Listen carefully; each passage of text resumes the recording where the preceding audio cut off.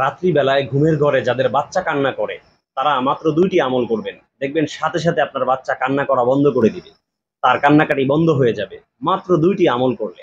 এই আমলগুলো আসলে কোরআন এবং সুন্নাহর ভিতরে বর্ণিত আছে, কিন্তু আমরা শুধু নামে মাত্র মুসলমান হওয়ার কারণে এগুলো আমরা কখনো অধ্যয়ন করতেও পারি না, বা কখনো একটু কারো থেকে জেনে নেব, জেনে সেই আমলগুলো করব, সেগুলো করার সুযোগও পাচ্ছি না। যার ফলে বাচ্চা কান্নাকাটি করে, ইমাম সাহেবের কাছে গিয়ে রাত্রে দরজা টাকাটাকি করছি, ইমাম সাহেবের কাছ থেকে তাবিজ আনছি, তদবির আনছি, কলার ছোটা পড়ে আনছি, কৈতম পড়ে আনতেছি, তেল পড়া পানি পড়া আনতেছি। আসলে কোরআন এবং হাদিসের ভিতরে বিভিন্ন দোয়া এমন ভাবে বর্ণিত আছে, এই জন্য তো বলা হয় যে কোরআন is the complete code of life. কোরআন একজন মানুষের পূর্ণাঙ্গ জীবন ব্যবস্থা। এটা কেন? যে একটা মানুষের জীবনে যত প্রকার সমস্যা আছে সব সমস্যার সমাধান দিতে পারে মহাগ্রন্থ আল কোরআন। এই জন্য আমরা কোরআনের সাথে সম্পর্ক বাড়াই, ইনশাল্লাহ দেখা যাবে আমাদের জীবনের সব সমস্যার সমাধান কোরআন করে দিবে। তো আজ আলোচনা করব যে বাচ্চা যদি ঘুমের ঘরে কান্নাকাটি করে তখন আপনি মাত্র দুইটা আমল করবেন।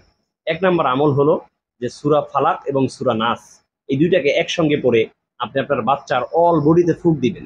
ফুঁ দেওয়ার ক্ষেত্রে মনে রাখবেন অবশ্যই তার নাকে, কানে, চোখে, পা হতে মাথা পর্যন্ত, চুল থেকে একদম পায়ের নখ পর্যন্ত অল বডিটা যেন এই ফুর ভিতরে সামিল হয়ে যায়। আপনি যে ফু দিবেন কোনো জায়গা যেন খালি না থাকে, পুরো বডিটার ভিতরে ফু দিবেন। পড়ার পদ্ধতি কি? পদ্ধতি হলো যে আপনি প্রথমে আউযুবিল্লাহ বিসমিল্লাহ পড়ে সূরাতুল ফালাক একবার পড়বেন, এর সাথেই আবার বিসমিল্লাহ পড়ে সূরা নাস পড়বেন।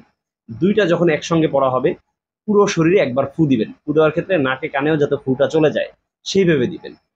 এরপর আবার একবার বিসমিল্লাহ পড়ে সূরা ফালাক এবং নাস একসঙ্গে পড়বেন, আরেকটা ফু দিবেন। আবার একবার সূরা ফালাক এবং নাস আরেকবার পড়বেন। এইভাবে দুইটি সূরাকে তিনবার তিনবার করে 6 বার পড়ে তারপর আপনার শরীরের ভিতরে ফু দিয়ে দেন। এটা হলো 1 নম্বর আমল। দ্বিতীয় নম্বর আমল হলো যে আয়াতুল কুরসি 3 বার পাঠ করে 3টে ফু দিবেন।